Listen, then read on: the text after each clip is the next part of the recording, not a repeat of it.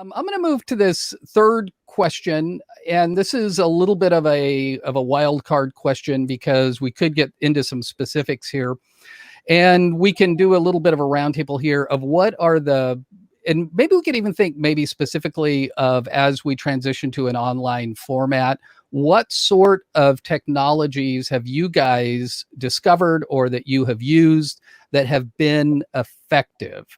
And so here we could say, making videos I have found effective, or voice thread or forums. And in here we could also do a little bit of, what is the use of forums in online teaching? Because I think that is for me, I don't feel like I've really mastered that. And I don't do it well, and I need to learn how to do it well. So just kind of going around, what are some technologies that you have found to be effective in your teaching? For my preaching class, one of the best things that we did was start our own YouTube channel. Oh, wow. And so that allowed students we put each of their sermons up, and it allowed other students to watch them. It even allowed alums. I had alums from previous preaching classes were coming on and watching and commenting on the students. And so it gave them a place where they could share, and also where they could go back and get some feedback for themselves as they watch their own work. Was that hard to do? No, once you get your channel set up, like I have a web camera that connects automatically to it. So it's two buttons. Sermon is done, it processes, you hit a button, it uploads, you're moving on to the next one. Yeah, very good. That's very cool. Yeah. I think some of the, people know me as like the voice thread champion, I guess, and stuff, and found out how to get it to work in Populi finally. But the reason that I landed on it, and I actually didn't discover it, actually Bob Wright actually shared it with me one day, and former missions prof, and I had been frustrated as a student with threaded discussions online because they were predominantly text-based. And so somebody would type in some sort of reflection or response, and then other people would type out their responses to that individual. And then the professor might create another kind of text-based kind of discussion. And so it became kind of frustrating. It was disconnected and disjointed oftentimes, and I was trying to do that as an instructor as well. And it's like my thoughts, as I would interject them into the class to kind of steer or correct or guide the students, would sometimes get sidetracked. They would go way off in a different direction. And so the reason I like VoiceThread and the concept is it allowed a multi kind of user interface for allowing the flexibility of the student. So as the student comes to the learning setting, what are some of their preferences? And so can you give us an elevator pitch definition of VoiceThread, what it does? VoiceThread is it's a discussion forum format that allows for multi-user interface. And what I mean by that is it allows people to type in their comments. It allows them to, they can text in with their phones, they can video record, they can use their microphones, they can upload, if they've created some sort of content, they can upload that content into a VoiceThread and use that. So VoiceThread goes beyond just text-based threaded discussions that are predominantly linear. And so it allows for multi ways of engaging in a class. You can use, instructors can use it to do PowerPoint presentations. They can insert, they can embed links into VoiceThreads that will connect with YouTube and other things. They can upload their own videos into the presentation itself. And then you can have stop and start points where students can engage. I've used it effectively with small groups. There used to be this unwritten rule in online education that you never put students into a small group. They never work. Well, I found that to be untrue. And VoiceThread was a way in which you could put students on a selected slide within a VoiceThread to engage as students. I have capstone projects where students create their own VoiceThreads, like Greg is saying for preaching students. I do a teaching scripture class.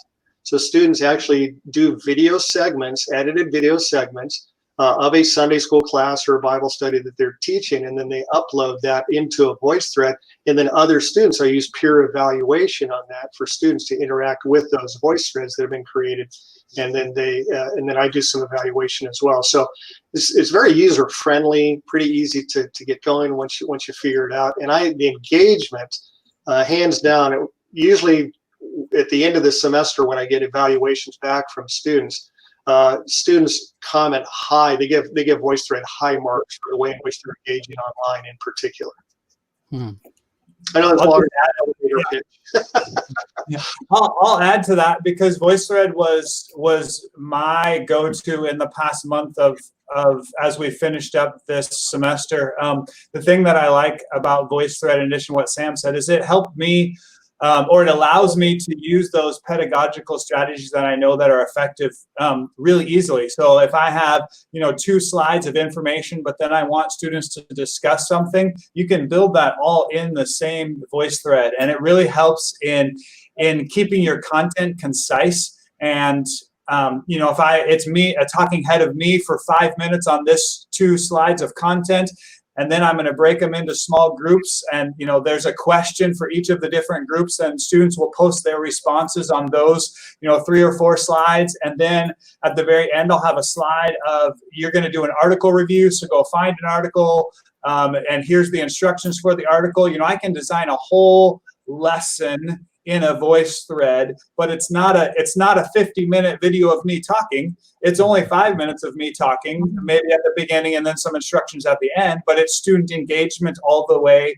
throughout with the content. And so I just like the flexibility that it provides you to use your pedagogical strategies that you would in a classroom. And to add on to that, something that Greg actually found was how VoiceThreads can work with the affective domains of Bloom's taxonomy across each one of those levels. And I would also say it also would work across Bloom's taxonomy of the cognitive domain as well, depending upon the content that you have students, whether it's reading, watching a video, or interacting. So that I like it in respects to when we're thinking about domains and taxonomies, that it works very well within engagement of those kinds of strategies for working with our students.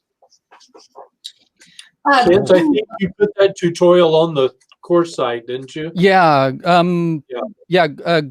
Sam put that up there. Yeah. So So it's, and I like what Aaron's saying. So Aaron, did you figure out a lot of that just playing around with it and trying to discover things? Yeah, I mean, really, I initially discovered VoiceThread just playing around with it, but it wasn't a lot of playing around before I just put my, this is how I usually teach a class. And actually what happened was I was forced one time, I was using it only in online classes.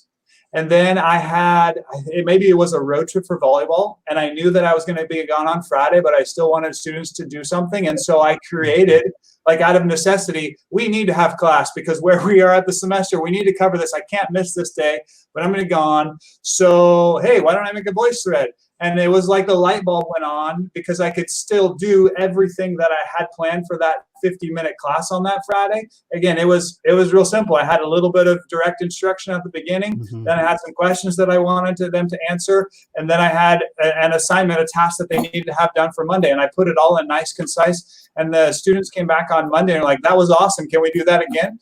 You bet. Yeah. we can do that. But see, that's a good thing about having this kind of asynchronous tool in our box is that you never have to cancel class. Like even if I've gone to a conference for a week, class isn't canceled. We just are doing it in different ways. And that opens up so many doors.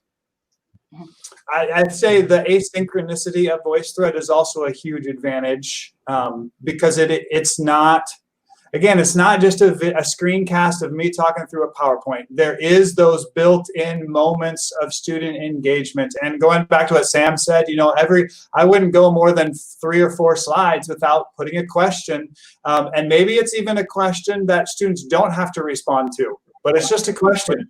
Think about this. If you want to post a response, great. But then it's, yes, you do need to pose a response. Or like I said, small groups, I'll have the groups answer different questions, but then the students watch each group's answers to the questions.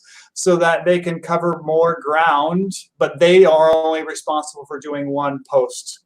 So again, there's so many different ways you can use the strategy. Just like you were in a classroom. Normally we talk in partners, and then we're going to do pairs and squares, and you're in a group of 4, and now you're going to go find somebody on the other side of the room and talk with. It's the same thing in VoiceThread. You are creative with how you mix and match your students and the various ways that they're going to engage with the content. Mm-hmm. Yeah. So Jen, what are some tools that you have discovered or used lately? My favorite that I discovered, almost 3 years ago, I think, is called Padlet. And it's just web-based, and I use it in a lot of my classes for different things. Erin and I co-teach a class. We use it in there to attack some of our biblical worldview work around nature of the learner. I use it.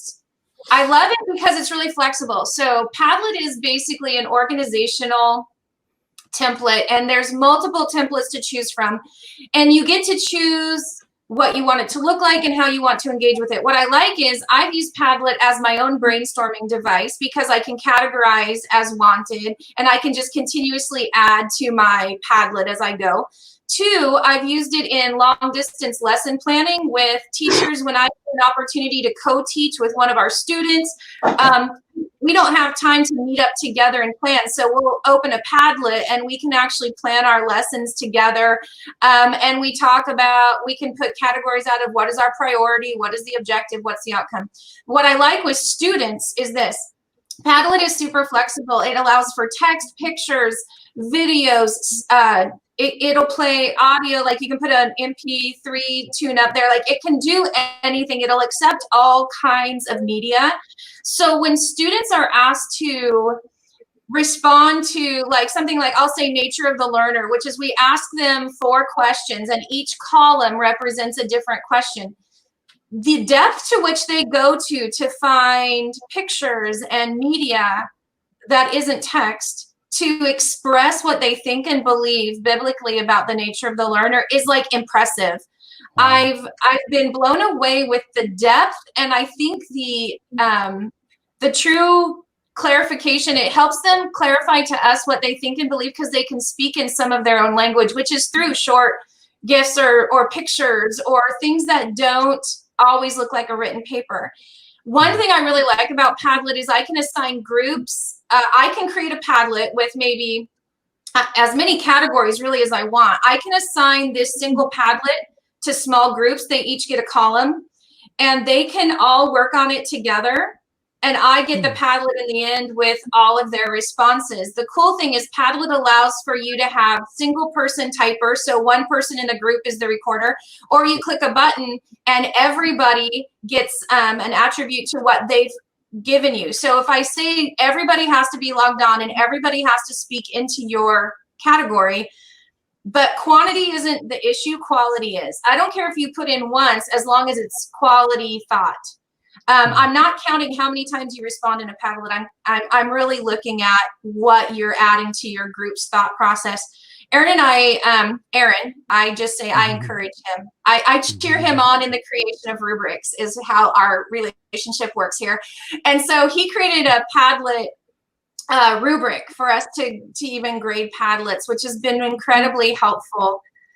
I'm just a big fan. There isn't a way that I found Padlet doesn't work for what I want to achieve, which is student engagement, content, moving content forward, having students engage deeply with content, and having them work in groups where I get to ultimately see their work in one format. It's one tool I use. I use it in each class I use it in has a different purpose. So it's incredibly flexible. It's something I thoroughly enjoy, and students have actually, if I have them in one class, when they get choice project, they'll often choose to go back to Padlet and use that as their choice project format because they enjoy working with it and they like the creativity it allows them to express their thoughts. So if you can, to kind of describe what it's like a big sticky that you put little stickies on. And so it's a way to categorize under. So if you just picture 4 columns across, then with students placing a sticky note with their answer or something they found under each of those questions. It looks like that virtually. So it's an organization tool, but it's where you can capture a lot of ideas. It's great for brainstorming, but it's also great at the end of, as an end project as well, for students to say, this is what I learned and this is what I think about it. Yeah. That's very good. Does it integrate with like our LMS or Go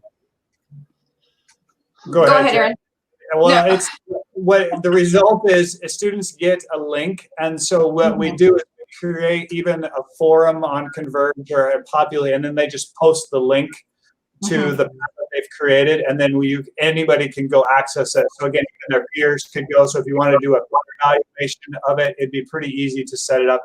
So they would submit it somewhere once it's done. Yeah. Cool. Do they have to have individual accounts in that? Yes, you do, but it's free. You can have 4 Padlets running simultaneously on your free account. And so I'm one of those. I always have 4 up, and then I just delete the old ones as I create new ones. You can also print your Padlets, so you can get a paper form of your Padlet. You can print them, you can share them. Which is great. So free account, up to 4 Padlets at a time, and really user friendly. Even my most technology frustrated student, which I would say some of our older GTL students, they go, you want me to what? And they don't know Microsoft Word, let alone getting onto Padlet. It takes about 5 minutes to show you how to use Padlet, and anybody's an expert. It's that easy. That's very cool. What is the pricing like? Do they have like institutional pricing, that sort of thing? If someone wants to go to that level? They do, and I haven't checked on it because I'm cheap. And as long as I just go, I've got the 4, and I have not yet found that in all of the ways I use Padlet, I have needed something that isn't provided on the free format. So I haven't missed, I wish I had that little trick or that. I just find that the free actually meets all the needs for all the ways I use it. Yeah, that's the tricky thing. Some of those services have, if they have a watermark over the whole thing or something. Right. But, I mean, paying for something like that isn't crazy because there's a lot of development in it. I mean, a lot of times it makes sense. You don't want to pay money you don't need to, but there are times because there's a ton of development. Somebody put a lot of work into that. And, and so some of these, if the pricing isn't crazy, sometimes it's worth, $10 a month or something. Well, I'll throw a bone to these people, to tell them I appreciate what they're doing. But that's a whole nother philosophical discussion, maybe. Yeah. Well, and I think, again, I'm asking how many students a term to get onto this, that I don't want to show them something I have that they don't have access to until they put money in. So I use Lucid Charts for a lot of things. So I pay a small I love that program. And they have a whole section just for education. So I can create a graphic organizer in 3 seconds. So Lucid Chart is worth my $5.99 or $6.99, whatever I pay a month to hold on to it. And then I get to keep my documents. But I would say Padlet is a go for the free one because I can't find anything I've missed by not paying.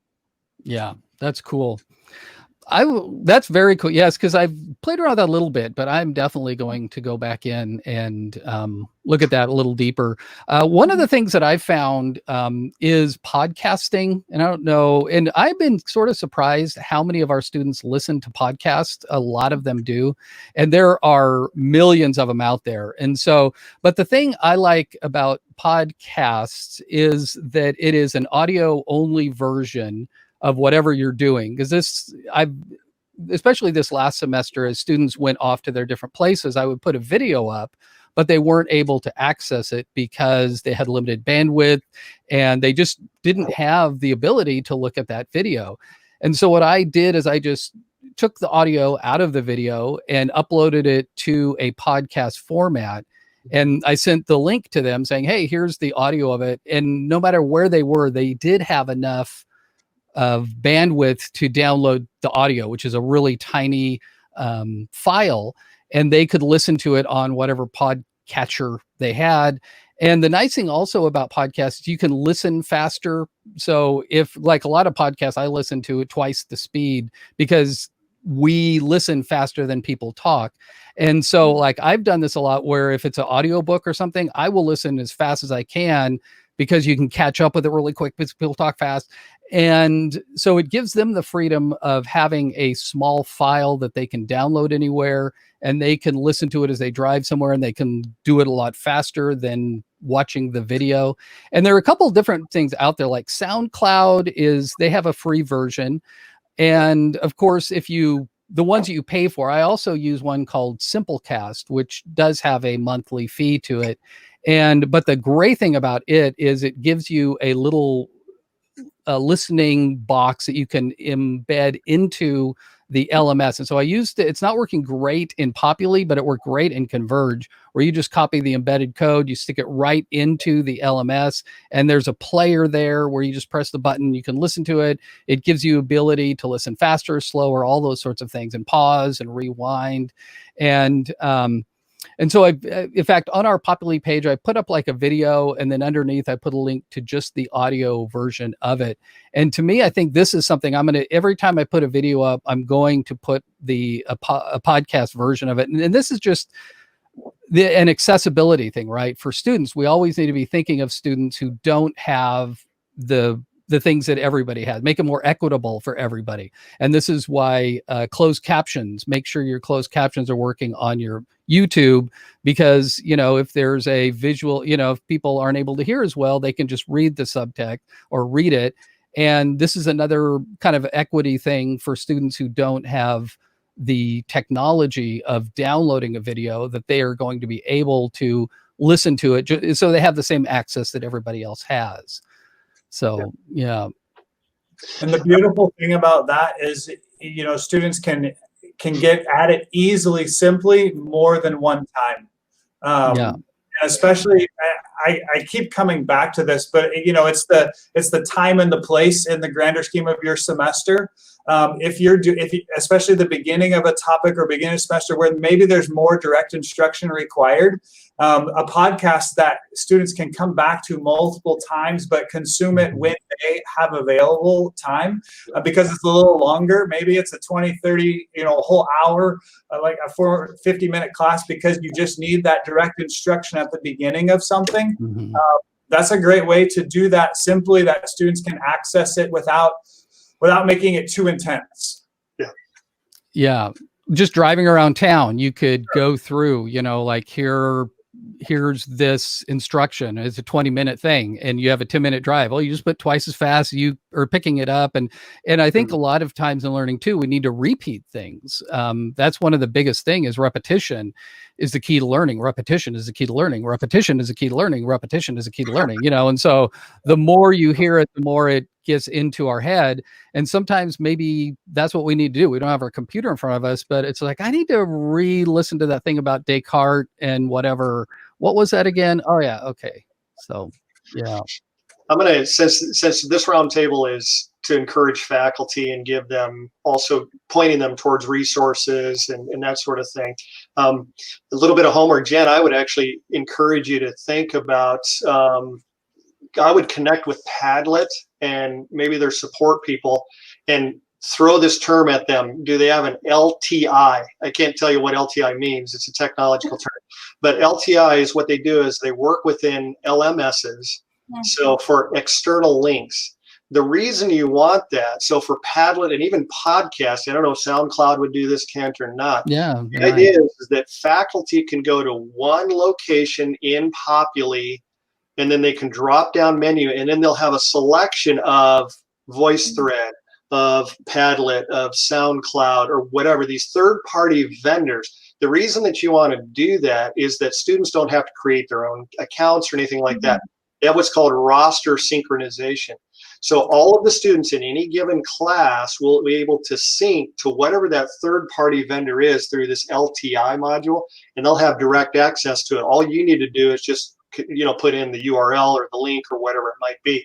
And so I would check into it, and I think that would be an advantage for all of our faculty to think about more of these tools and resources that we could bring into our LMS and make it connect so that we don't have to do a bunch of clicking around and hunting to get to here from here to there or whatever, that sort of thing. So that's what I did with VoiceThread, and it works fine. And so yeah, because I'm thinking about your Padlet idea. It's like you could save yourself and your students a couple steps by just getting maybe a site license for it. The reason I say site license is because with VoiceThread, we checked the data analytics over the last year on VoiceThread, and it was pretty flat for the last year. And then when we hit COVID, boom, VoiceThread. So I sent that to Brenda. I sent it to Tom Corban. I sent it to everybody. It's like, look at VoiceThread, we're using this thing. So please renew our site license. But the best thing about it is roster synchronization. That's the whole point here, because then your students have immediate access to that, and it's already integrated within the LMS. So whatever it might be, if it's a SoundCloud podcasting idea, any kind of video-based kinds of things, or Padlets or whatever, it's something that we can take advantage of, and it's very easy to set up. Because people out there in the technology world who run LMSs, they know what those are, and they know how to set them up for us. So, and from my experience, Brenda has been really helpful in exploring that, and she's more than willing to explore that and then connect with those people. So that's been good. Great. Yeah. I would say too, when we talk about what kinds of technology should we try, you know, we've been forced into video conferencing over the last couple months. And let's cycle back around to that, seeing your students face-to-face, or having your students see you face-to-face, and being able to interact with them one-on-one or even in small groups that's not necessarily school time is still really important. So if you go off and you use some of these tools, you know, you're making your YouTube videos and having students do Padlets or VoiceThreads or whatever, you still have to find a time if you're in an all online setting to have your Zoom or your Google Meet or your Microsoft, however you're going to connect with them. I still think that element of online learning needs to exist. So just because you're maybe producing content in a different way or accepting assignments in a different way, you still have to keep that human interaction. And even in your video, you know, if you're creating videos for your content, and maybe this is more applicable to our math and sciences, you know, I could see like our humanities people doing more podcasts because it is more of a direct instruction where maybe necessarily visuals aren't necessary, but math and science, when you need to see it. I saw a hilarious video of a high school math teacher that was standing in front of a whiteboard, but he had a hand puppet on his hand, and that hand puppet was asking questions as he solved the problem, which sounds ridiculous. That's awesome. But if you're trying to get student engagement and the puppet can ask questions that a student normally would, it's something little, and you may think it's goofy, but it makes it more realistic for the students. Like if I'm sitting in class, I would have that same question as that stupid monkey just asked. And so I'm not equating myself as a stupid monkey, but you know, the students are, try to make those videos as realistic as possible rather than you just talking at a camera. So trying to there gets the problem too, right? You're trying to do all of these things at once, and so you have to protect yourself from burnout. You have to protect your students from burnout. We've said less is more ad nauseum in these series,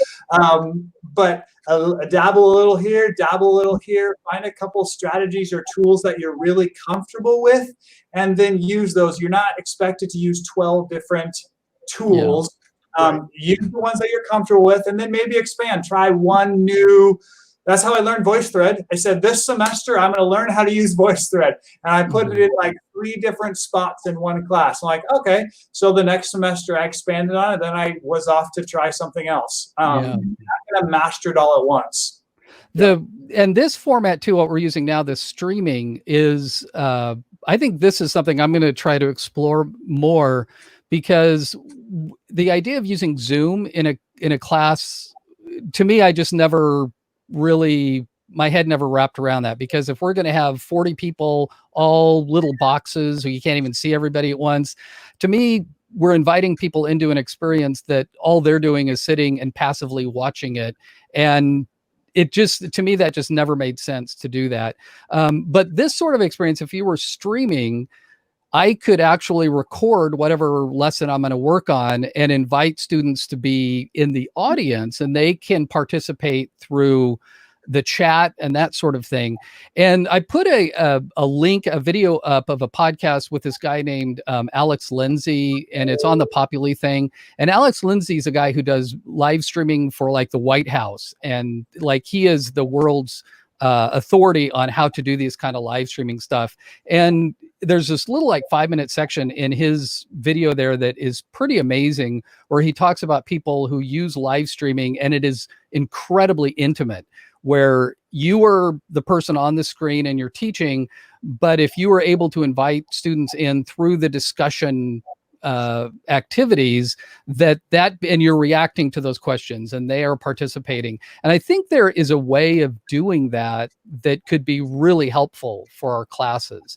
And where they are actually, it's real time, it's synchronous, and you're still getting the teaching, and you put that up later. So that, for me, that's something that I'm wanting to explore in some of my classes.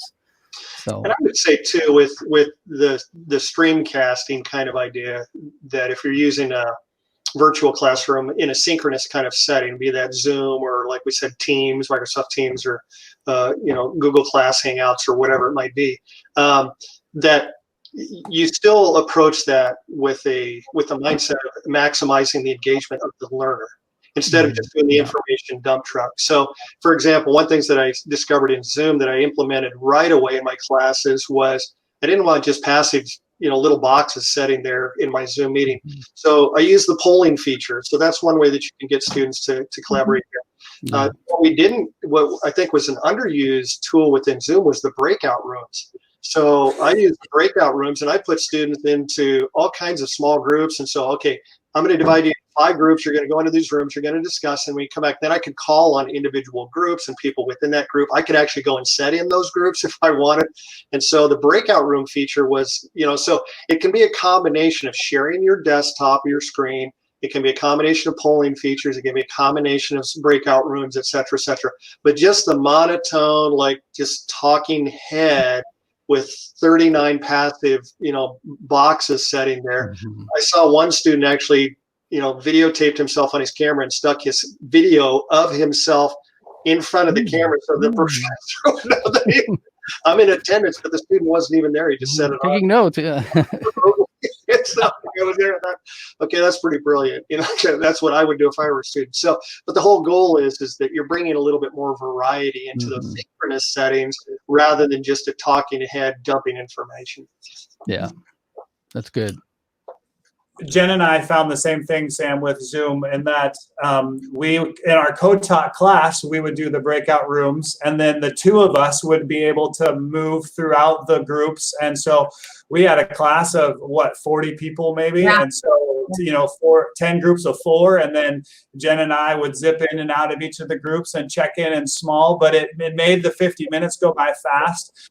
I would say Zoom is a great tool with the flipped model. Again, when students have consumed content prior, and that's where we're coming to discuss and dialogue, and then we can do it in the different size groups.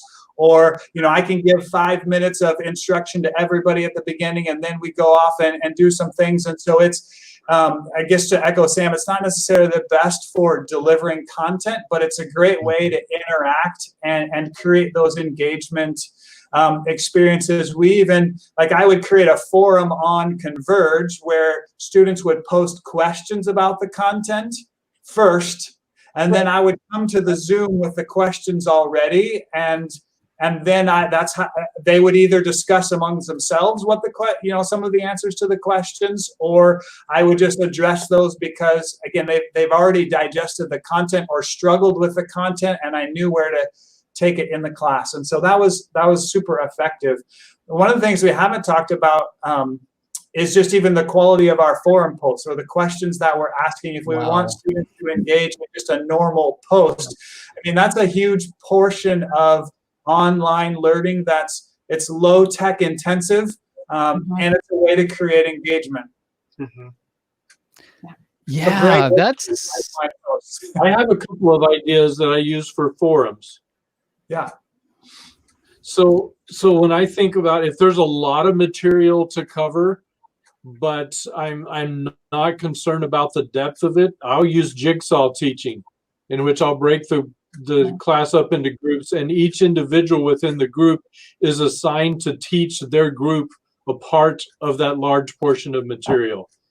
So they're all getting an overview of it, and each individual is getting to wrestle with a piece of it. So if I'm trying to cover a lot of material, I like to do that. If I'm trying to cover material in depth, I've set up these categories by cable television networks, and I assign students different tasks. So one of them might be Sports Center Top 10. So what they do is they go through the material and they create, here's the 10 most important things we all should have learned from this.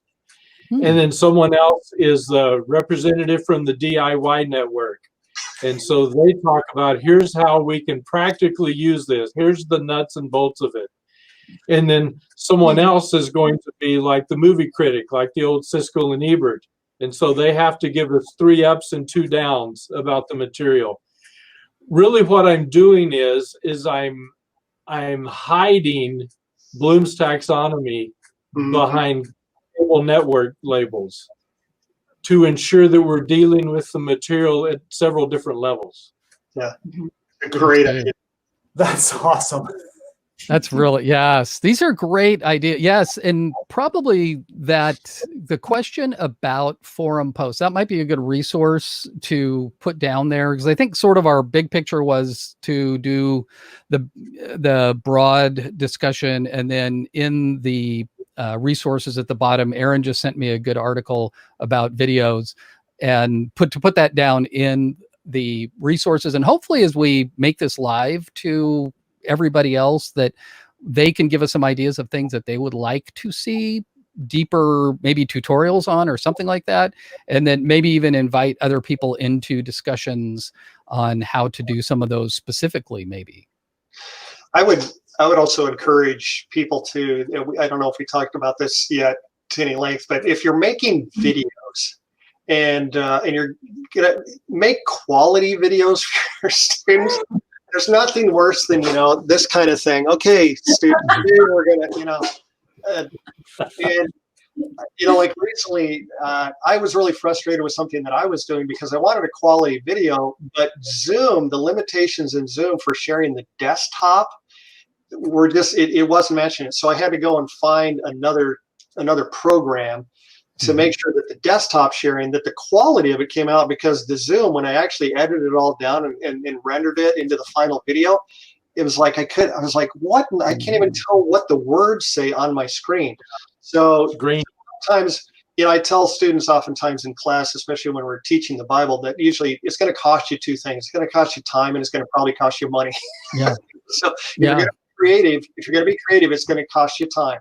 So I would say that if you're preparing videos, it's not just a talking head, but you need to do it with quality. And so, and it doesn't take much. People can learn it pretty quickly. There's all kinds of free video editing. YouTube has its own video editor. It's not that great, but there's all kinds of free resources out there for putting things together, and even sharing your desktop.